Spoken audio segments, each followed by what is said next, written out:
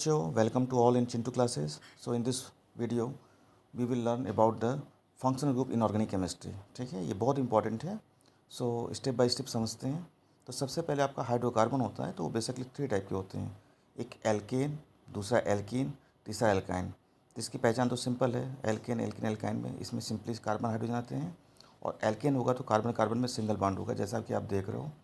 फिर एल्कीन में carbon carbon में डबल बॉन्ड होगा और एल्काइन में कार्बन कार्बन में ट्रिपल बॉन्ड होगा.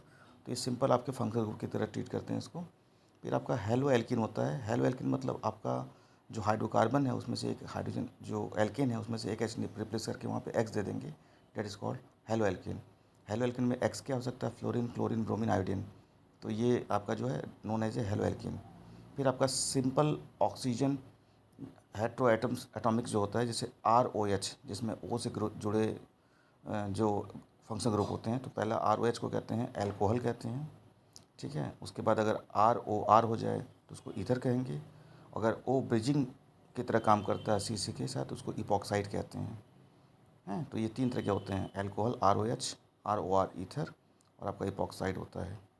फिर आपका थायोल होता है, जिसमें RSH होता है. SH एरोमेटिक कब होगा? जब R के साथ जो है ब्रिंग जुड़ जाएगा तो उसको एरीन कहते हैं. फिर कार्बोनिल कंपाउंड में क्या होता है? अगर RCOH है, RCOH यानी, तो इसको हम एल्डिहाइड कहेंगे.